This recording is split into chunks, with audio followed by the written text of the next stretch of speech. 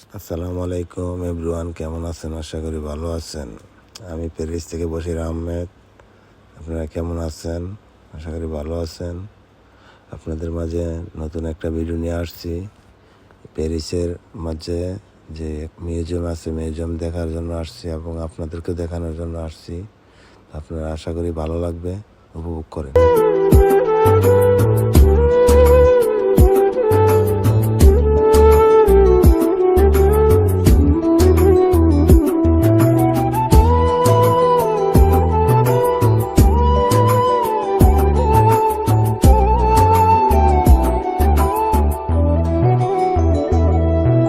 সুখ পাখি তোর প্রেমে মন মজাইয়া আমি ঘরে বাইরে তোর পড়াইয়া হইলাম উদাসী।